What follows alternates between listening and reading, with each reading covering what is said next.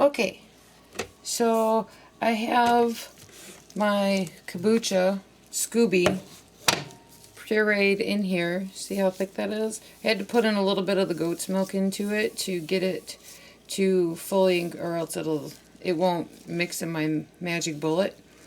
But I'm going to weigh everything out. I need to equal 36 ounces altogether. Now this goes in as part of my water weight. So this is a 6-ounce Scoby, so I should need roughly 30 ounces of goat's milk to add to the recipe to make the cream soap that the kombucha and the Scoby and goat's milk soap that I'm going to make. So here we go.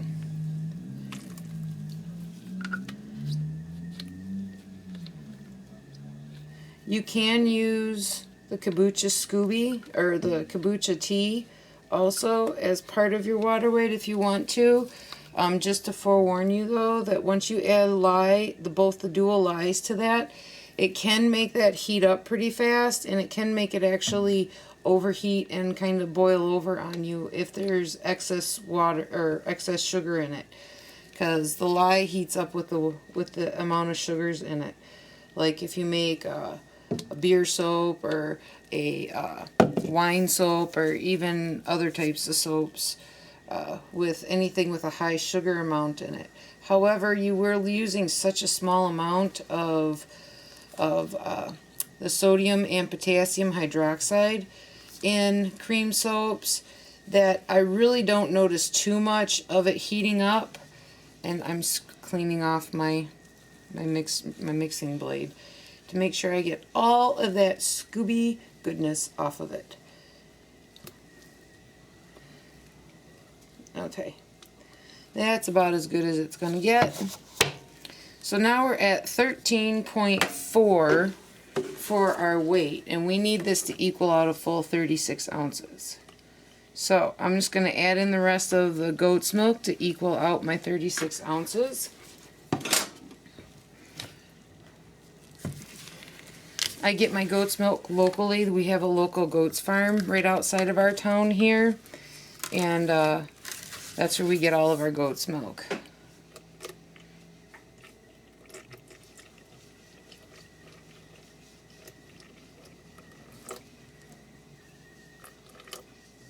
And there we go. We've got 36 ounces total weight for our liquids. And that includes the Scoby that's in here and everything. And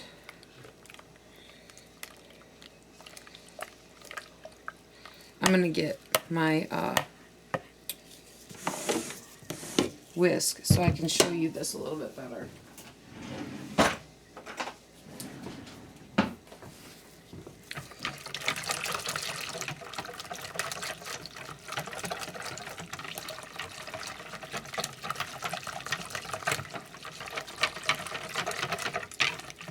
Now, you saw how liquid the goat's milk was when it went in. Now that it's mixing with the Scoby, see how it tends to thicken up on you? It does, it'll thicken up a little bit. It'll be almost like a cream, so to speak. But once you add the lye to it, that heats it up instantly. And what it does is it creates, it liquefies everything in here, and it starts to change colors, and that's the lye working with the fats within the milk itself, which is the biggest reason why most people use goat's milk, is because of the high fat content in it, because it makes an actually very, very luxurious and moisturizing bar. So I'm going to measure out my lyes, and then I'm going to add that to it, and I'll be back in just a minute.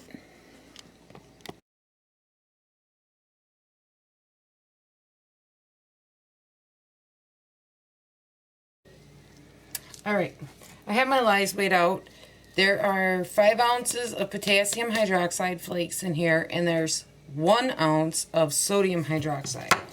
Now I'm adding that directly to the kombucha and the kombucha Scoby and goat's milk in the container, okay?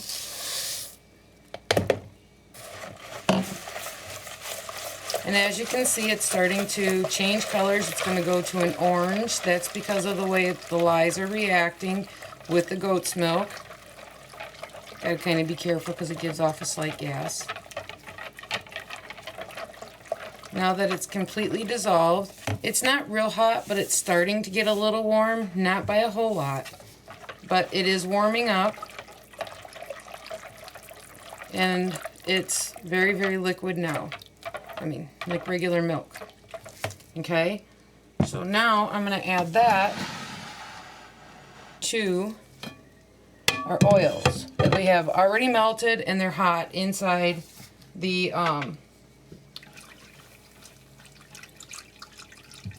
inside of our crock pot. Now I'm going to turn my crock pot down to a warm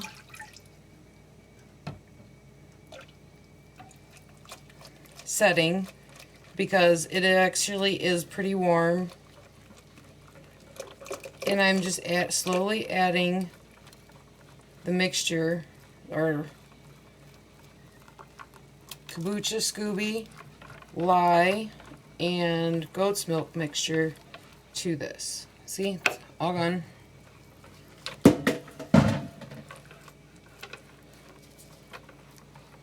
Now to this one, I have added a few different ingredients to it, and I like working with a small amount, and I put about 5 ounces of red palm oil in here.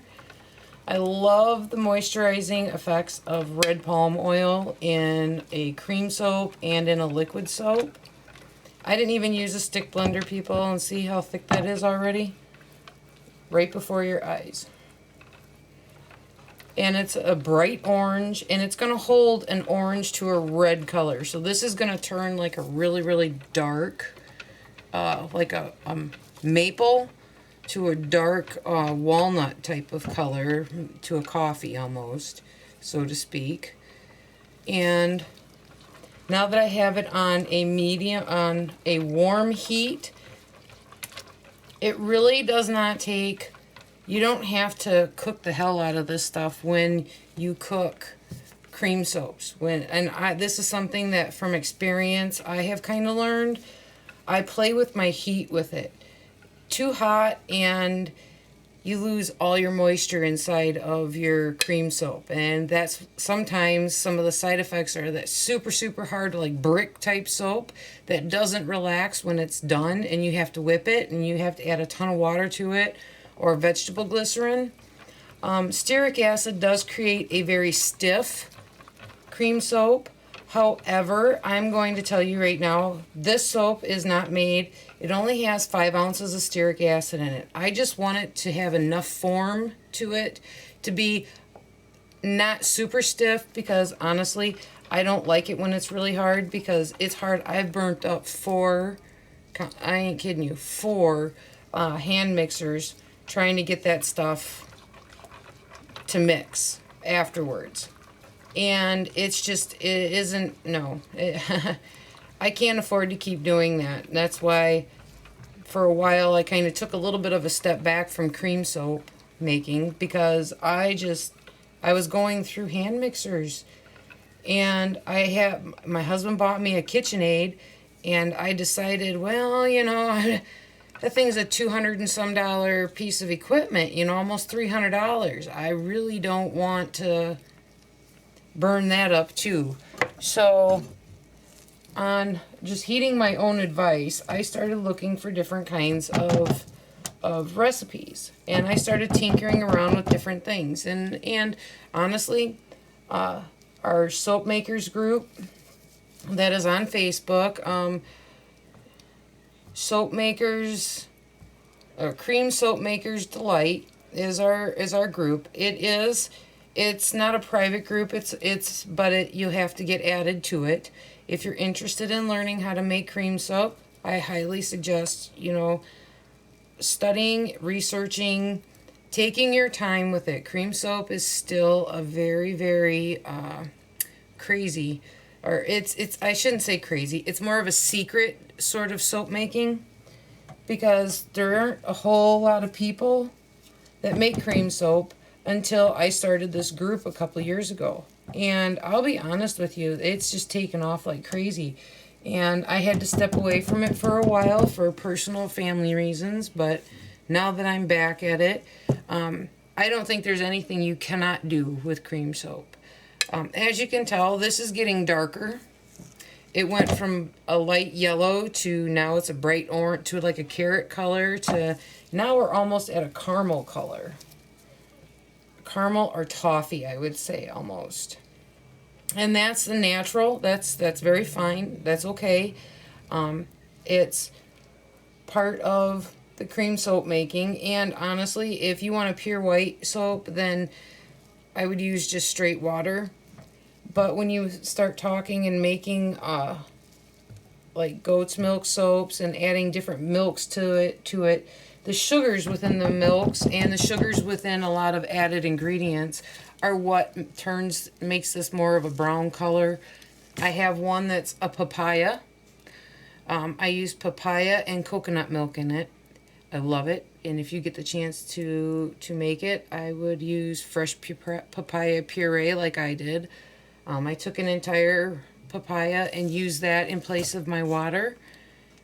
And it smells almost like, you know, like when you cook sugar and you're making your own caramel or candies in the house, like hard candies, that sweet, but yet it's almost like don't want to say it's a burnt sugar smell. It's more of a caramel or toffee sugar smell that's what your soap ends up like. I mean, now you can add fragrances to it. You can add clays to this. Once it's done, you can add just about whatever you want to it. And I did not even use the stick blender with this because I didn't have to. You saw it went ahead and it came together and it traced right away. Now it's hot, so it's going to get a little bit thinner, but it's still going to keep that. It's still going to keep that almost, I want to say, like if you are making caramels and you add heavy cream to it, how it's nice and thick and it's a nice caramel, you know, creamy caramel. That's exactly what this is like right now. It's not too thick, but at the same time, it's not too thin. But you can't go wrong. I mean, you can sub anything out in a formula. If you don't have certain things, heck, as long as you know your hard oil, the soft oil formulas, and you know that you have enough hard oils and enough stearic acid in it. I use Kokum Butter because it has more stearic acid than a lot of the other butters, and I don't want to have to buy deodorized cocoa butter, and I don't want it to smell like chocolate. Let's just face it. I don't want everything that I make to smell like chocolate because that scent just kind of carries over. But I will tell you that the Kokum Butter is equally as firm, and that's where I get my really smooth, creamy, almost whipped cream-like finish to my cream soaps. And they feel as good on your skin as they look. If you think that you want to dive into it, like I think I've seen a couple of people comment, I want to dive into that, but regardless, you're going to love the way it feels on your skin because your skin will feel very soft. There's no biting action with the small amount of stearic acid that I use. My formula, and I don't usually give my formulas out, but for this one, I will. 6 ounces of a Kombucha Scoby pureed, 30 ounces of goat's milk, 15 ounces of Kokum Butter melted in a pot, 5 ounces of red palm oil, or you can use any soft oil that you want to use, okay? You can use olive oil, you can use hemp seed oil, sunflower seed oil. You can use any soft oil that you want to, but 5 ounces of soft oil. And 8 ounces of coconut oil. That's regular 76 degrees soap making, high lather coconut oil. 5 ounces of stearic acid, all melted in here, along with, I put anywhere from 10 to 12 ounces of vegetable glycerin to counteract that harshness from the stearic acid. I put that right in with my oils, and then I add my lye and or my water phase of it, which is the kombucha Scoby puree and my goat's milk along with the dual lyes. Now this takes 5 ounces of potassium hydroxide and 1 ounce of sodium hydroxide. And you can make the exact same types of soaps that I've been making. So I hope everybody enjoys the rest of this tutorial. I will be back in a little bit to show you the cook phase of the soap as it cooks, and then tomorrow you will be able to see the soap all whipped up. So I will happily, I mean, it'll all be in the same video, but for me this is over 2-day time frame because I have to let the soap completely cool to room temperature, and then I'll go ahead and whip it. But other than that, see where we're at with our colors. And this is on a medium heat. I may cook mine for a little bit longer than, you know, they tell you 2.5 to 3 hours, or until it's doesn't give a zap, or until the pH is this amount. Once you start making it, you're gonna be able to tell by the soap and by the way it's reacting really how long you're gonna have to cook it. When I cook this on low heat, it really liquefies, I mean almost to a water. And I've been noticing that as much as it cooks it faster for me, I would rather keep the beneficial properties and keep this on a lower heat during the time frame. Like I want to keep the Scoby bacterias and yeasts in it as long as I can. So I want to keep as little heat on this as possible. I may have to cook it for an extended amount of time. I may have to cook it for 4 or 5 hours. But remember that this crock pot is going to hold the heat over from the time I shut it off until it completely cools tomorrow morning. So you may not necessarily need to have that amount of heat on it. And cream soaps don't need a high amount of heat to cook the hell out of them. Excuse my language. But you don't have to cook the hell out of them in order to get them or force them into complete being neutral. From what from my own personal experience, your pH on a homemade soap is going to be anywhere from a 9.5 down to an 8.5. Too much lower than an 8 and you're going to have a soap that's broken half, and it's going to be basically oil and water, 2 layers. So you still want to keep it between, me personally, I like mine between an 8.5 and a 9. And that's usually what my liquid soaps are for pH. But I guess through my years of experience with making soaps and such, I don't notice. I don't notice if it's too low on a pH, because remember our bodies are at a 7 naturally. Right at a 7, between a 7 and an 8. And any too far below that, you're going to go with too much acid. And if you go too high above that, it's too alkaline. So you can go about 2 to 2.5, maybe even 3 tops points before you're really going to start having some health problems and or skin reactions. Cream soaps are on an alkaline side, just like a regular bar soap is. And just like a homemade, a truly handmade and true soap, liquid soap. So, and if you don't understand what a true soap, liquid soap is, we can talk some more. And I will be back, and I will show you in a little while later. I love talking to you guys. If you guys have any questions, leave a comment, and I will be happy to get back to you down below. I'll talk to you guys later. See you in a little bit so we can check in on the cook process. Love ya. Bye. Okay, we're back. Sorry, my battery died. We are 30 minutes into the cook phase, And like I said, you're going to see this being very, very thin, very, very liquid. It is completely saponified. It's just kind of like a foam layer on the top of it. And it has changed colors dramatically. It's almost like a caramel color.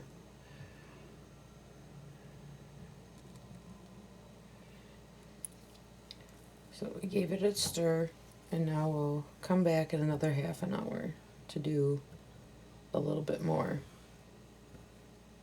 of this, another stir. I'm turning this down to a warm setting because sometimes low is a little too hot. And that was evident with all the steam that come off of it. So I put it on a warm setting. It may have to cook a little bit longer, but I'd rather it cook longer than it actually burn anything in it. So we'll see you in another half an hour.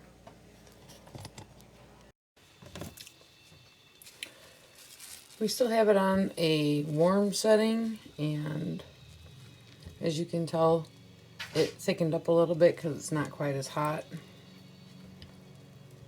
And this would be considered, I would say, pretty close to the translucent stage, when normal cream soaps start going through that almost like a Vaseline type of look.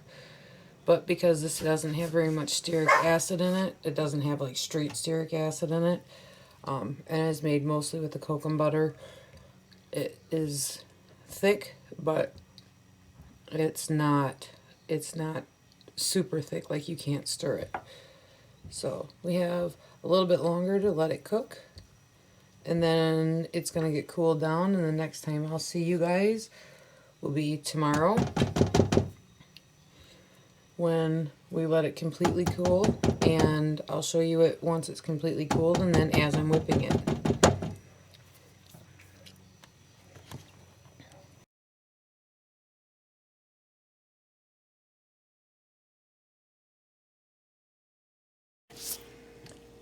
Hello, today's the day after we made our cream soap, and we're going to whip it up here in a minute. This is what it looks like right now.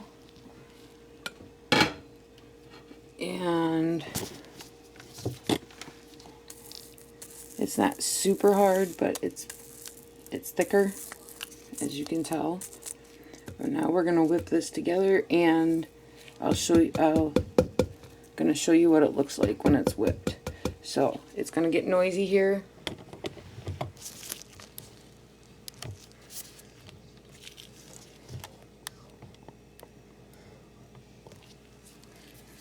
And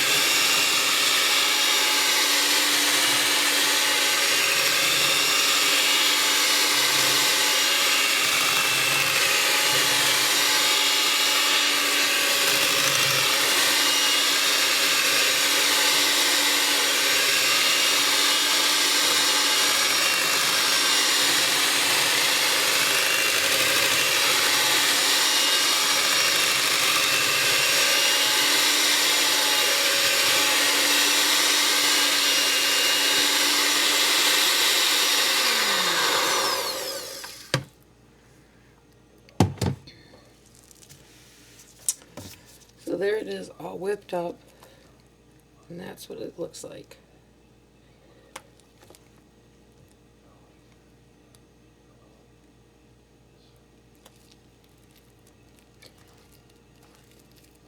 So far, it looks like it's nice and silky smooth. It's not breaking at any point.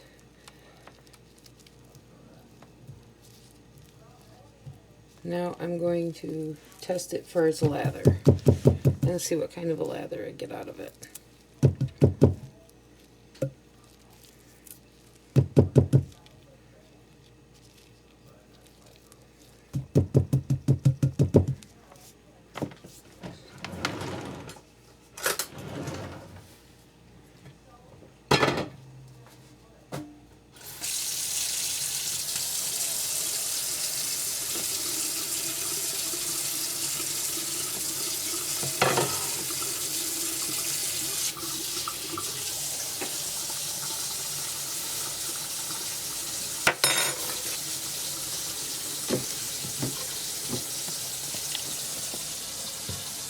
We're going to take you all over to my sink.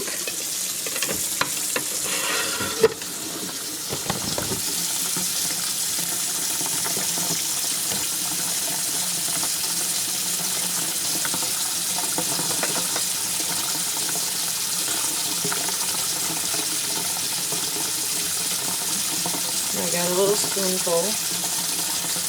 I'm making sure the water's not too hot.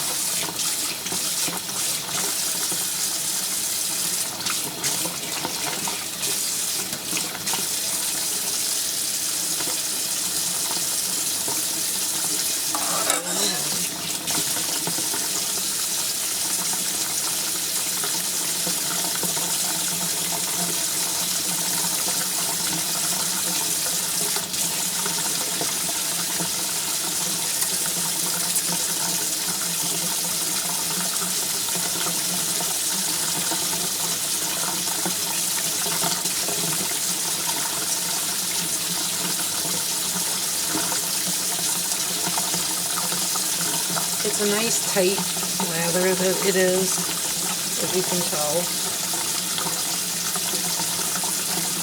It's not super, super bubbly, but it's a nice, thick, tight type of lather. You've made it before. It's not like that real foamy, but it is.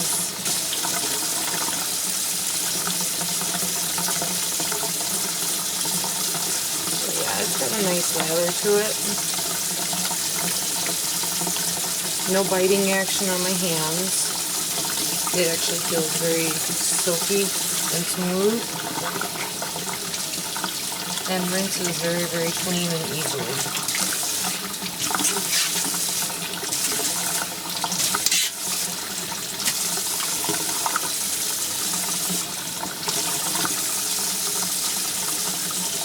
Yep. Very nice and soft. So that's kombucha and goat's milk cream soap. Thanks for coming. One last thing, sorry. This will be put into a container. I will label it with what it is and the date that it was made, and I will let it sit for anywhere from 4 to 6 weeks before I actually use it. I have some other cream soaps that are already made up, and I store it in a old ice cream container. Let's see if I can show you this. An old ice cream container with a lid that fits on it, that I've bleached and cleaned so that there's no bacteria going into it. And I'm gonna go grab my gloves and I will show you the whole finished process of me putting it in the container too, so that way you can see actually from start to finish. If you guys have any questions, please feel free to ask them in the comments below here in the video, and I will be happy to answer any questions that I possibly can. Now, this is my own personal recipe, and I don't give out my own recipes. I can give you approximates, but because they are for my own personal use and I do own a business, I and I use it for my business. I don't give out personal recipe and formulas. Not to, I don't mind answering questions and helping, but and I actually like to, because I think there should be more information about it. However, it's something I've kind of worked on for a few years now, and came to my own conclusion. So let me grab my gloves, and I will put this up for you.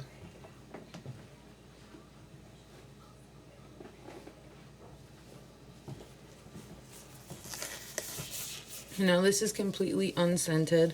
It has, I'm not going to add anything to it because over the next few weeks it's going to change. Its consistency is going to get a little bit firmer, and as you can see, it's already kind of firmed up a little bit more from what it was right after I was done whipping it. And it holds its firmness quite well at this point. And that this has only been, it's only sat here for a couple of minutes. So as it rots, it's going to change. I mean, it's already got that beautiful silky look to it and sheen that we all love from cream soap. It's very mild and gentle. And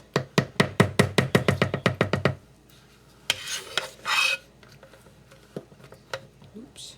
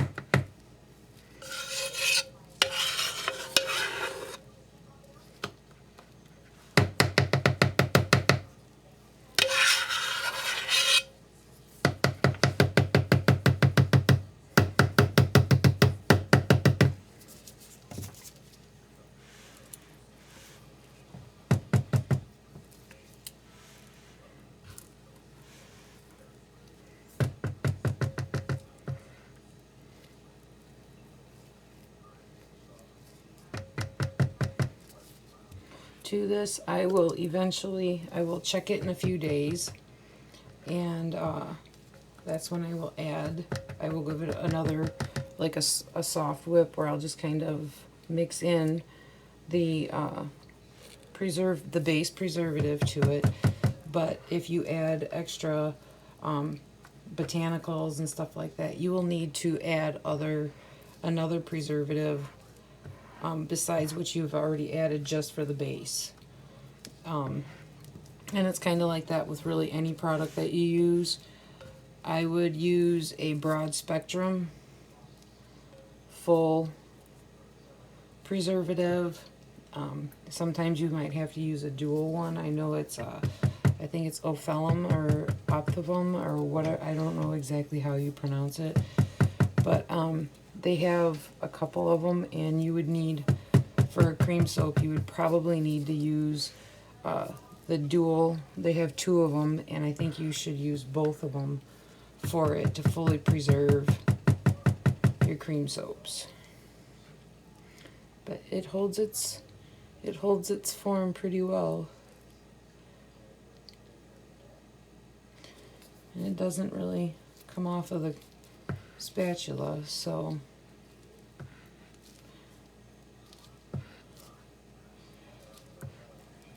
if you would like to give this one or any other of my cream soaps a try, I offer them in a variety of different ways, from a shaving cream to just a plain moisturizing body wash in a jar to a facial cleanser, which I keep unscented and has fresh botanicals and stuff like that in it, all the way to I actually make a kid's soap that you paint with it.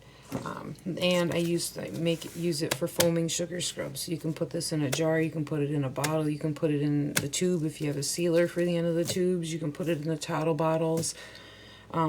It does thicken up pretty well, as you can tell. It's not really got any give to it, and it's not really going nowhere.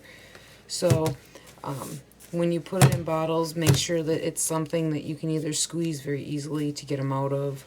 And but that's it. That's our kombucha and goat's milk cream soap. Now this baby's going to get put away, and then I'm going to come back to it in a week and add my preservative to it and mix that in with it. That'll be the only whip that it gets for the next 5 weeks after that. So this one will see the store at skincandycosmetics.com in 5 weeks. I have more that is at the store right now. I have a papaya and coconut milk one that is offered for the face, and it's excellent. It gets rid of, it's like sloughs off all the dead skin. So if you get a chance, check out skincandycosmetics.com and feel free to go ahead and order one if you'd like, or check it out. I have a cucumber and goat's milk one that will be coming out in a couple of weeks, and I have a pure coconut oil or coconut milk one that will be coming out.